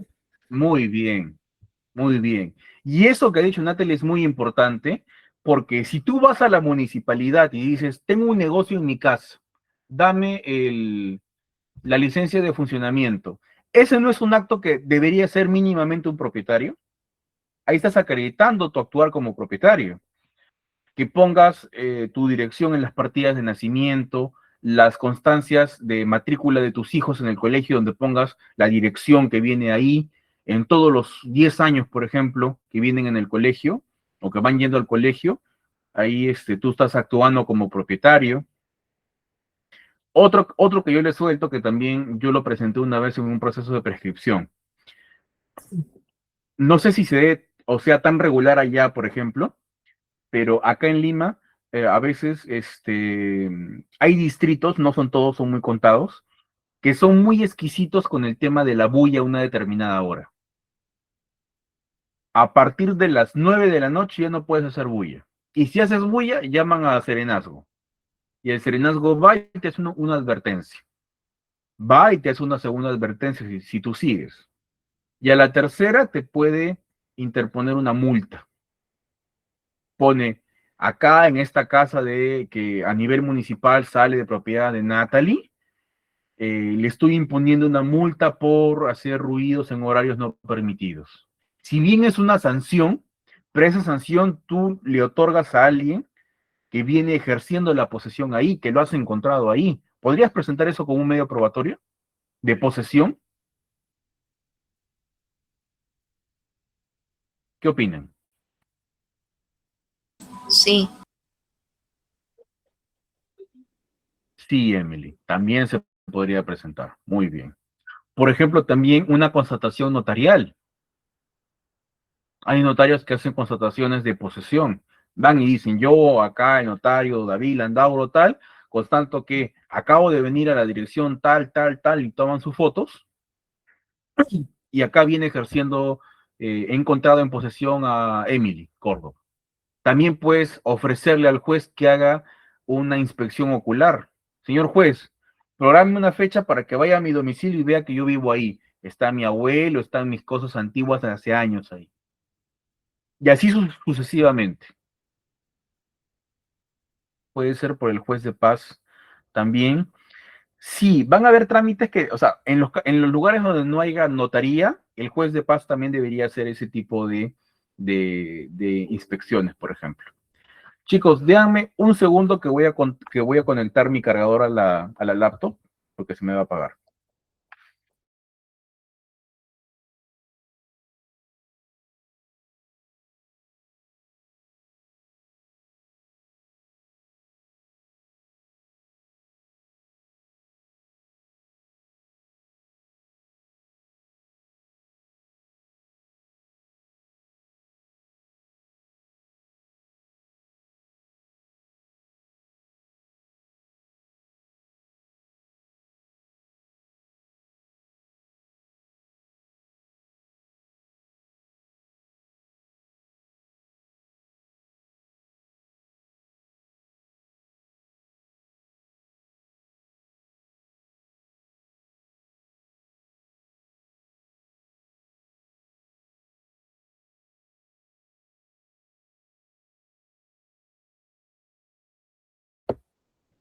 Listo, ahora sí.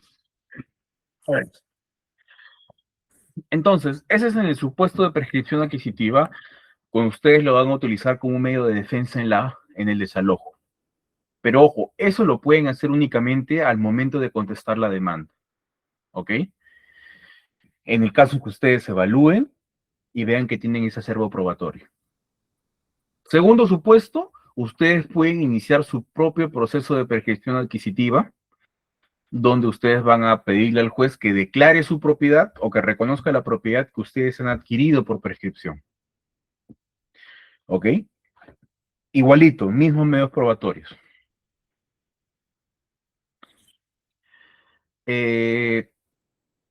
Y tercer supuesto que les quiero dejar en claro acá, que es la pregunta que les hago. A ver, ¿ustedes podrían adquirir por prescripción adquisitiva al día de hoy bienes de propiedad del Estado o no podrían? ¿Qué opinan?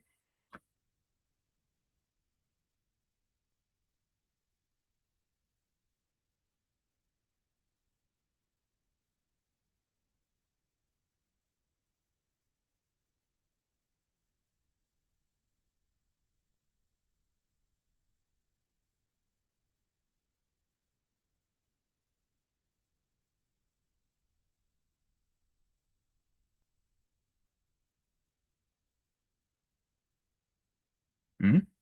A ver, pregunto, José Raúl Morales,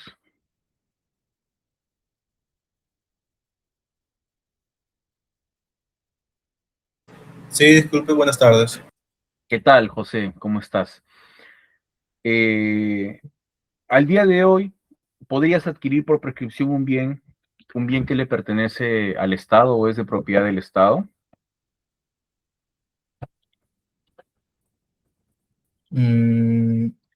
No, ¿Por qué no?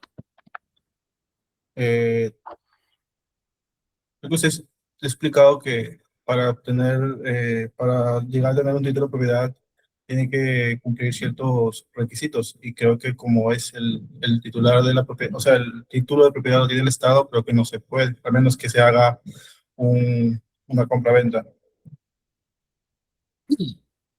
Ok, ya.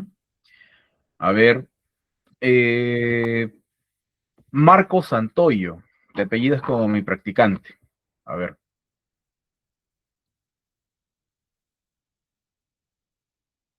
Veo que también varios están escribiendo al chat. A ver.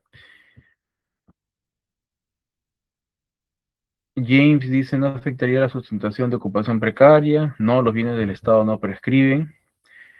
Bienes de dominio público. Los bienes de dominio público son inalienables, imprescriptibles.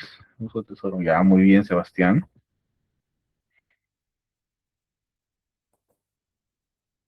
A ver, ¿a quién le pregunté? A Marcos Santoyos, ¿no? Marcos, ¿estás ahí?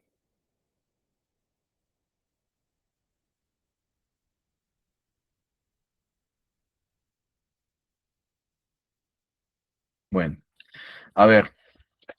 A ver,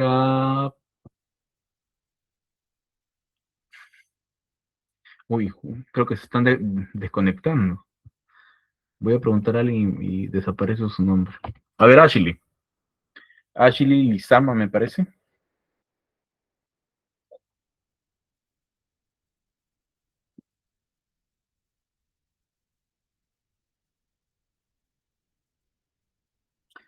A ver, James, ¿qué es lo que opinas? Tú que has estado interviniendo.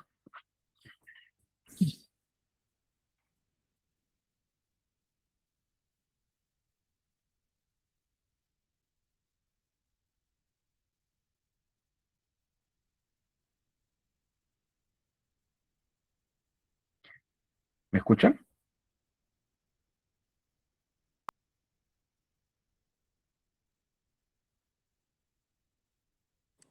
Sí, escucha. Ah, ok. Ah, Lizama no está. Santoyo no es del aula, no sé con qué usuario estará. Esto, a ver, James dice que lo escucha entrecortado. ¿Alguien tiene problemas para escuchar? Porque bueno, yo estoy escuchando normal. Guerrero, a ver. Participa Guerrero. Hazlo participar esto a Guerrero, David, por A favor. ver. A ver, Guerrero. Hola, hola, doctor, buenas tardes. ¿Qué tal, Sebastián? ¿Cómo estás? A ver, coméntame, ¿tú crees que se puedan prescribir los bienes del Estado? Doctor, en este caso hay que traer a colación la Constitución Política como norma suprema y esta misma establece, como ya lo había puesto en el chat en el artículo 73, que los bienes de dominio del Estado o de dominio público son inalienables e imprescriptibles, por lo que no puede caber la figura de prescripción adquisitiva, precisamente por tratarse de un bien propio del Estado. Genial, genial, Sebastián. Muy bien lo que has dicho. En principio, a la fecha no deberíamos poder prescribir los bienes del Estado, pero precisamente ese cambio en la Constitución y también hubo la ley que declaró imprescriptibles e inalienables los bienes del Estado, que es la ley 29618, que entró en vigencia en noviembre del 2010, me parece, que es la ley que te dice de que los bienes del Estado son imprescriptibles, ¿ok? Es decir, que a la fecha, teóricamente, yo no debería poder prescribir. Pregunta, Sebastián, ¿qué es el principio de aplicación de norma en el tiempo?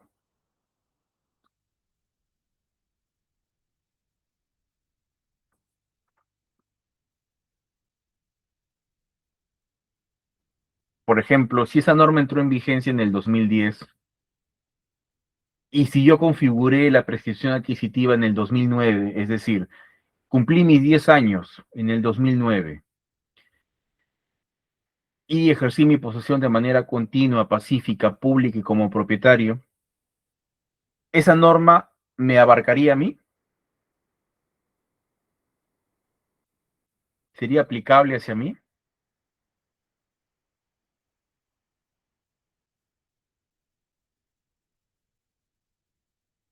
o no? ¿Qué opinas?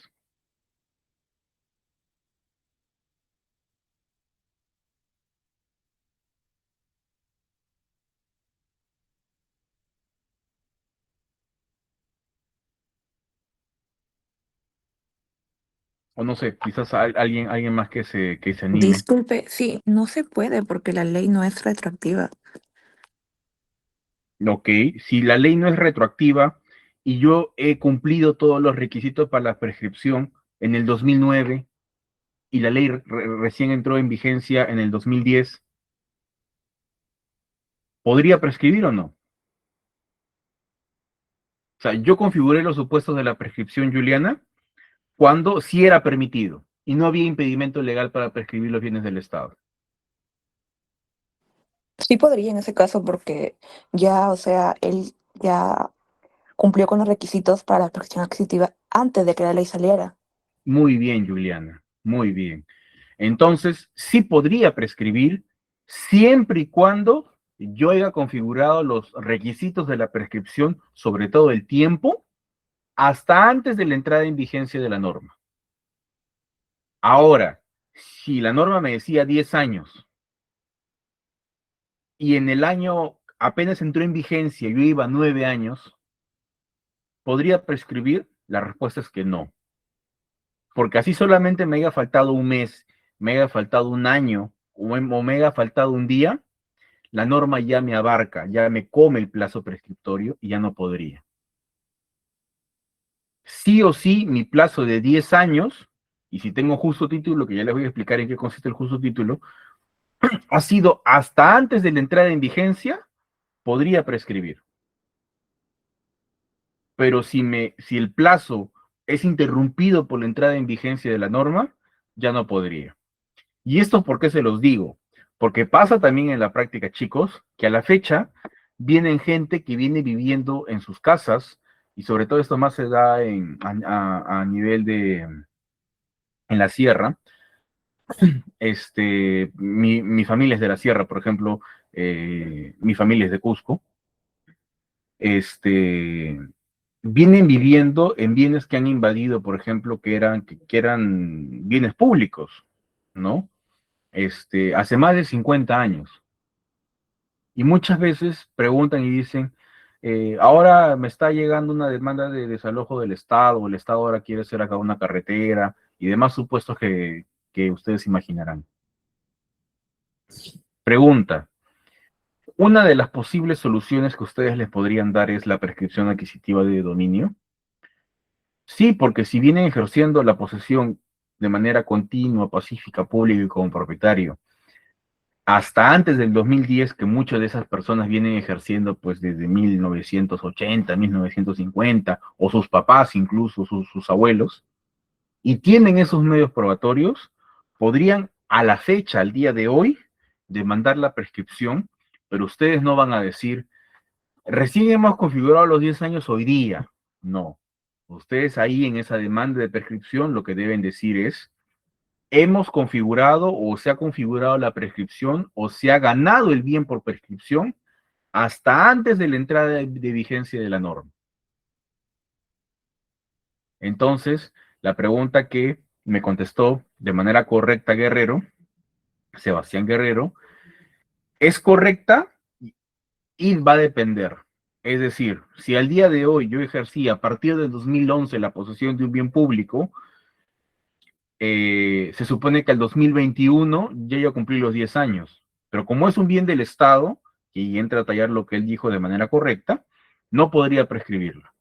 Pero si hasta antes de la entrada en vigencia de la norma yo lo pude, yo cumplí con los requisitos que te dice la norma, puedes entablar una demanda de prescripción. ¿Ok? Pero señalando que lo has adquirido hasta has cumplido los requisitos antes de la entrada en vigencia de la norma. ¿Ok? Hasta acá. ¿Todo claro o tienen alguna duda? Con confianza, díganme si tienen alguna duda, más que encantado de volver a repetir o de explicar. Entenderé que todo claro. Acá está el artículo que les comentaba. El 950 del Código Civil es el que te regula la prescripción.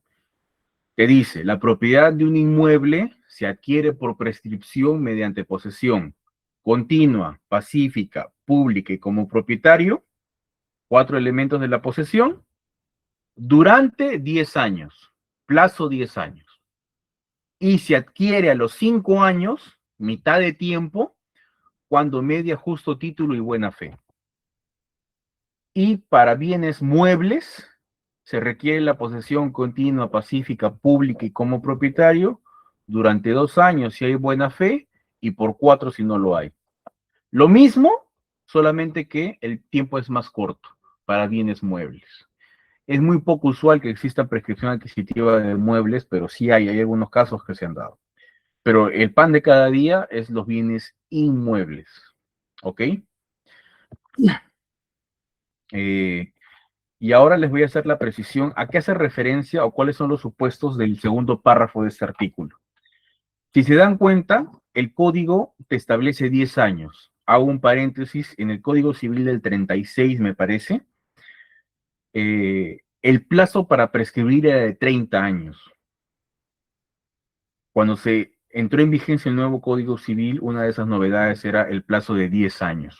Se recortó. Me parece que en Argentina el Código Civil, y lo comenta, por ejemplo, también si lo pueden conseguir, yo lo tengo, pero lo conseguí en original en una de mis escapadas que me di. Por acá hay un lugar que se llama Amazonas, donde venden libros antiguos. Guillermo Borda aborda mucho sobre el tema de la prescripción adquisitiva en Argentina. Si lo pueden conseguir en internet sería genial, pero también es una buena lectura que ustedes pueden tener. Allá sigue siendo de 30 años, me parece. Y el código pasado también señalaba lo mismo. Al día de hoy tenemos 10 años, porque es un plazo mínimo que debería tener una persona ejerciendo la posesión con las características que les he explicado. Continua, que siga ininterrumpida en el tiempo. Acá ustedes tienen que tener en cuenta lo que te dice el código respecto a las presunciones sobre posesión. Basta con que acredites inicio y fin para que la etapa intermedia también se te repute como posesionario, sin perjuicio que puedas presentar medios probatorios también durante la posesión. de manera pacífica, es decir, que no medie pues algún tipo de entrada brusca o violencia de por medio. Ahora, acá también les hago una pregunta. Algunos creen, y esto pasa cuando tú quieres prescribir bienes de dominio privado. Por ejemplo, yo tengo un terreno o una casa abandonada en Tumbes y entra Juliana y rompe la puerta y está ahí. Y yo me doy cuenta, yo no voy hace años y me doy cuenta en el año 9.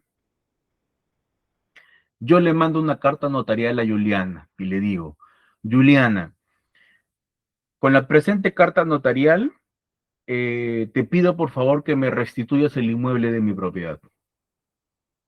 Pregunta, ¿el envío de esa carta notarial podría romper la pacificidad, la posesión pacífica que ha tenido Juliana? ¿O no la podría romper? Sí puede. Sí. Sí, sí se puede. Ok. Les comentaré que no se puede. Hay una casación que también la sé, pues, que le he puesto al final, donde la Corte Suprema ha dicho, no hay nada más pacífico que enviarse cartas. Diferente es el supuesto que yo demande el desalojo. Cuando yo demando el desalojo, ahí ya no hay pacificidad. Pero, por ejemplo, en mi caso, en mi universidad, la pregunta que les he hecho sobre la carta notarial era una pregunta de examen de grado. ¿Ok? Tengan en cuenta eso, chicos. Igual está súper bien, acá todos estamos aprendiendo. Pero así, si tienen una idea, díganla, sin miedo. Ahorita es el momento para que ustedes puedan volar con todo lo que tienen ustedes en la cabeza y todas las ideas respecto a lo que estamos hablando. Ya cuando egresan y tienen responsabilidad, ya ahí cada error cuesta. ¿Ok? Sigo. Entonces, continuo y expliqué. Pacífica también ya les he explicado. Pública, hacia con todos. Todo el mundo me ve. Y como propietario, que yo ejerza esa posesión de propietario, actuar de propietario. Ahora, este es el supuesto de prescripción larga, que me pide 10 años. Pero el código en el segundo párrafo me dice, si adquiere a los 5 años, cuando medie justo título y buena fe. ¿Qué creen ustedes que hace referencia el código con justo título? Porque, ojo, si tú acreditas tener justo título, el plazo se te acorta a 5. Y son 5 años. En 5 años puedes ser propietario de un bien inmueble. Dígame todo lo que se le venga a la cabeza a ustedes sobre qué creen ustedes que es justo título.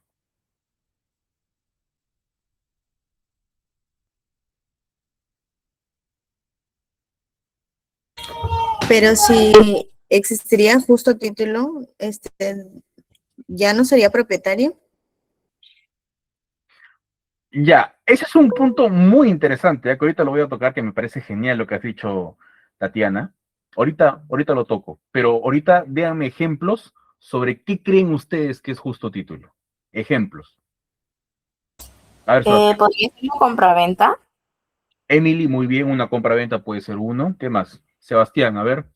Doctor, una consultita y a su vez brindar también un ejemplo.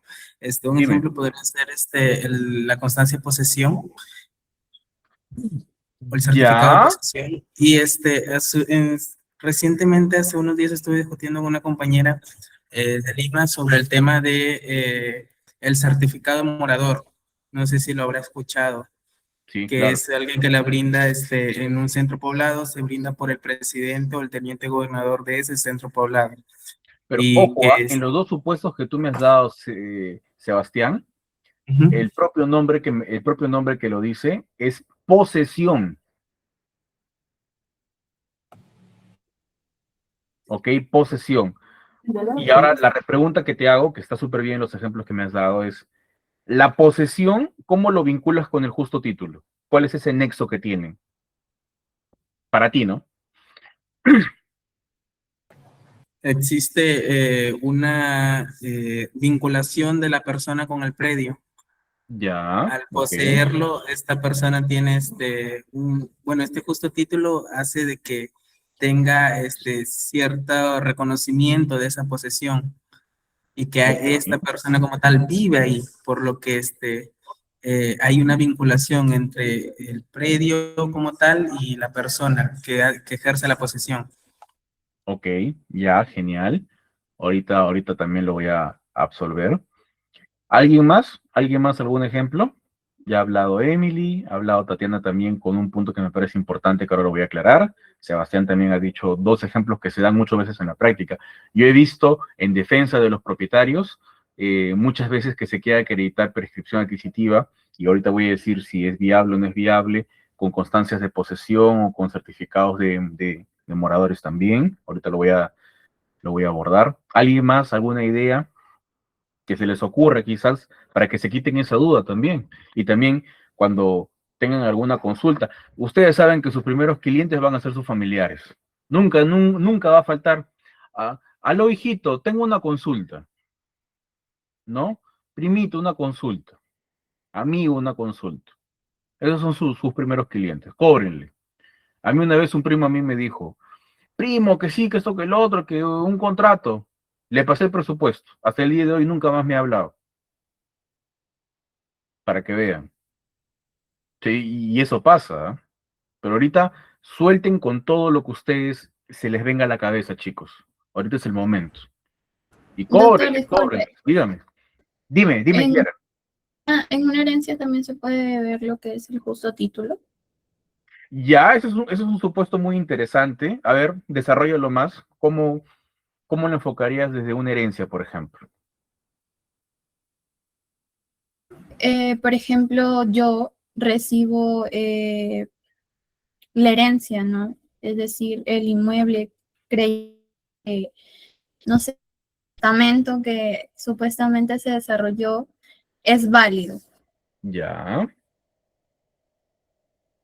genial, muy bien. O sea, por ejemplo, si hay un testamento, en el testamento tu papá te dice, esta casa va a ser tuya, y es válido y no choca con el porcentaje de los demás herederos o si eres heredero universal, ¿verdad? Ajá, un supuesto testamento válido. Ya, ok, muy bien.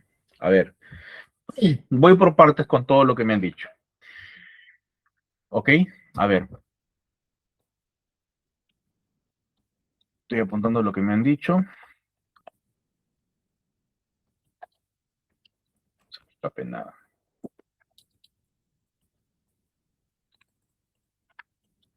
Listo.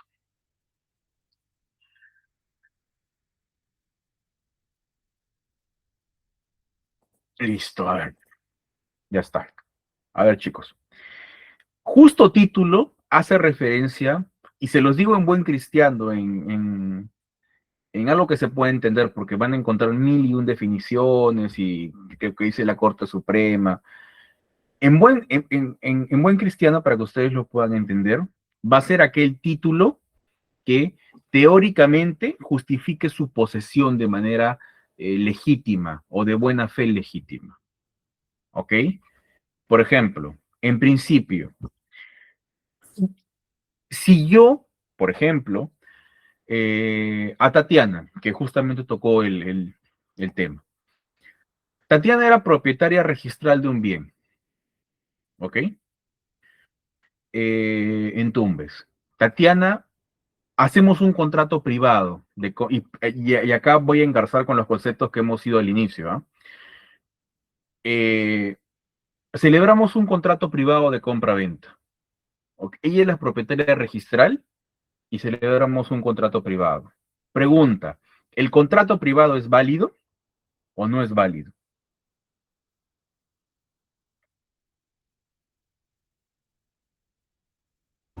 Sí. Ok, Tatiana dice que sí. ¿Alguien que diga que no? ¿O todos dicen que sí es válido?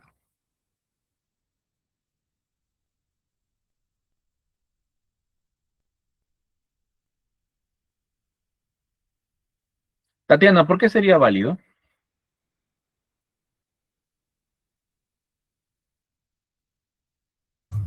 Porque estamos, ¿no? Como lo mencionó, haciendo un contrato, pactando, ¿no? Nuestra compra-venta,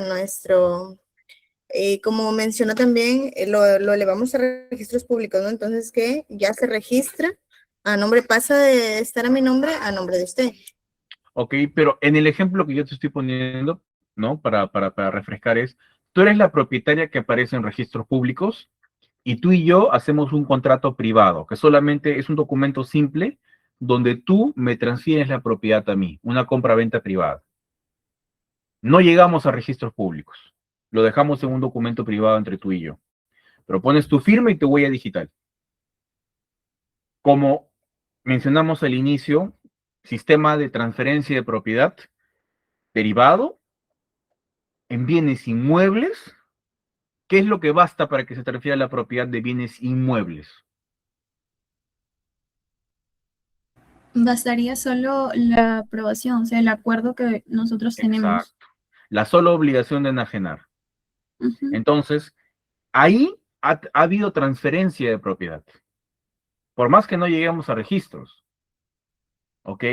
Ahora, si bien ese documento de transferencia de propiedad en principio debería bastar, pero acá déanse cuenta, chicos, que en este escenario que les he puesto, existe una realidad registral en registros públicos, donde al día de hoy Tatiana sigue siendo la propietaria, y existe otra realidad, que es la realidad, valga la redundancia, real, donde Tatiana ya me transfirió la propiedad. Se dan cuenta que existe, no existe una unanimidad o un plano que unifique ambos, porque esto se da, la realidad registral y la realidad práctica, real, efectiva. ¿Ok? En estos casos, y pasa, por ejemplo, que Tatiana fallece y deja a sus hijitos. Dios no quiera, ¿no? Deja a sus hijitos, muy chiquitos. Pasan 6 años, cumplen la mayoría de edad y siguen figurando Tatiana en registros públicos como propietaria. Una falsa, ¿no? Falsa propietaria en teoría porque ya falleció y bueno. Hacen la sucesión intestada y ellos son los nuevos propietarios a nivel registral. Pero esa transferencia de propiedad en registros públicos no respondería a la realidad, porque yo ya he adquirido por un documento privado con Tatiana. Entonces, yo podría demandar la prescripción adquisitiva contra mí mismo o contra ellos para sanear mi propiedad y que el juez ordene la inscripción de mi propiedad en registros públicos, o no podría.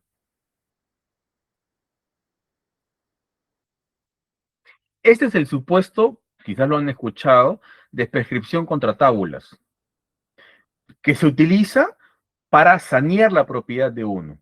No, en este supuesto, obviamente que yo no voy a decir no soy propietario. Lo que debo decir es soy propietario, acá tengo un justo título que habilita mi posesión y más aún mi propiedad, pero quiero, señor juez, que usted ordene declare que yo ya adquirí por prescripción, porque tengo 5 años ya ocupando el inmueble, tengo mi justo título, y como es una orden judicial, la manda a inscribir a registros públicos. Y acaba uno de los primeros efectos de la prescripción adquisitiva, chicos. Recuerdan que les dije que la prescripción adquisitiva es una de las modalidades para adquirir la posesión, para adquirir la propiedad de manera originaria. Si el juez me va a declarar a mí como propietario originario por prescripción, ya sea larga o corta, con justo título, todos los asientos anteriores en registros públicos donde habían otros propietarios se van a cancelar. Y yo voy a ser el primer propietario a nivel registral. ¿Ok? Y ahí va de la mano con lo que me preguntaba Tatiana. ¿No sería yo ya propietario? Sí. Pero se utiliza a veces la prescripción para sanear mi propiedad y llegar a registros. Esa es una de las formas. ¿Ok? También que puede ser justo título. Ojo. Ah, y abro un paréntesis antes que se me vaya la idea. No debería ser así desde mi punto de vista, pero ya es un estándar judicial que se ha creado, en los cuales el justo título para que te lo acepten debe tener por lo menos fecha cierta. ¿Para qué? ¿Qué es lo que te da la fecha cierta, chicos?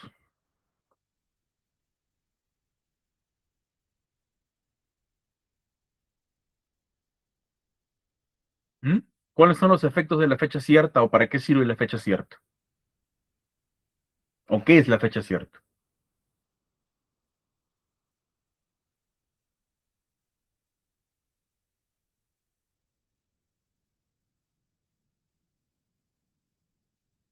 La fecha cierta, chicos, es de que exista un ente, ya sea a través de una entidad del Estado o aquel que haga función público-privada como es el notario, de dar fecha cierta, por eso es que se da la legalización de las firmas, donde el típico caso que es el de la notaría, como les digo, el notario va a decir, hoy día, 14 de julio del 2026, ha venido a mi despacho Kiara García y Tatiana Seminario y yo estoy legalizando las firmas y digo que ellas han firmado este contrato hoy día. Entonces, ¿qué es lo que te da la fecha cierta? Una exactitud desde cuándo se ha suscrito ese contrato y desde cuándo es la antigüedad del contrato. ¿Para qué? Puedas hacer el cómputo de los 5 años. Porque sería también muy fácil que yo hoy día suscriba un contrato con Tatiana y diga, este contrato lo he suscrito hace 5 años, ¿no? O hace 7. Y no hay forma que lo prueben porque lo hemos firmado hoy día. Por eso es que se pide como un estándar judicial ya el tema de la fecha cierta. ¿Ok? Se pide la fecha cierta. Pero eso es lo que me da. Entonces, si tú tienes tu justo título con fecha cierta, o que, exacto, para que haya una credibilidad. O, ojo también, un documento con fecha cierta también puede ser de que tu contrato de compra-venta no solamente se haya quedado en un contrato privado, puede ser que haya llevado o que haya llegado a hacer una escritura pública. Porque, ojo, para que tú llegues a registros de la manera o el típico caso de la forma notarial es, presentas tu minuta, firman la minuta, el notario hace un borrador, un print de la escritura pública, imprime la escritura pública, el notario firma la escritura pública y también la vas a firmar tú y el vendedor y el comprador. Y después se corre partes a registros públicos para que se inscriban. Son 3 momentos: minuta, escritura y registros. Hay muchos que se quedan en el camino 1, en una minuta privada, en un contrato privado. Hay otros que se quedan en escritura pública. Y hay muchos, por ejemplo, hay muchos casos en los cuales por estrategia contractual en realidad, se dejan muchos documentos a nivel de escritura pública y no se llegan a escribir a registros. Y se van a encontrar con eso muchas veces en la práctica. Y 3, que está a nivel registral. Entonces, si haces legalización de firmas o tienes una escritura pública, son documentos con fechas ciertas que te pueden ayudar a adquirir por paz de 5 años. ¿Ok? Ahora, también dijeron otro supuesto respecto de el tema de sucesiones por testamento. También es un justo título, porque el testamento es un acto de liberalidad que hace el causante en vida, donde va a destinar sus bienes, ordenar su patrimonio de la manera conforme a los límites legales. Y si ese título es válido, va a servir como documento, inscripción registral para que habilite tu justo título.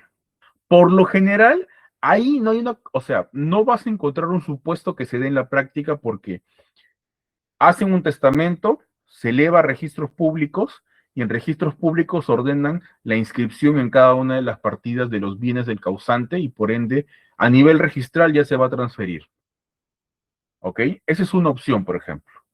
Pero muy ligado a ese ejemplo que nos dio su compañera, puede ser de que, recuerden que no solamente hay testamento por escritura pública, hay testamento hológrafo, hay testamento cerrado, donde no interviene el notario.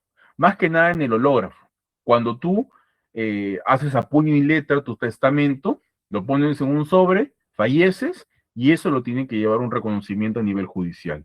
Pero lo que demora el proceso, te pueden demandar por desalojo. Entonces ahí podrías tener ese justo título que diga, oye, esto a mí me está habilitando a ejercer la posesión. Igual el proceso se puede estar dando. Ahora, ahí el problema que podrías tener es la fecha de redacción, porque no tiene fecha cierta. Pero podrías intentar, ya es un poco un tema más práctico, que se dicte una medida cautelar para frenar el desalojo en lo que se demora la convalidación del testamento hológrafo. Podría ser una opción.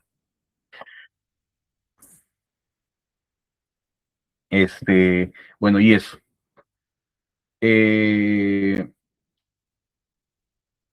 Y para cerrar la última pregunta que dijo respecto a la constancia de posesión, teóricamente no.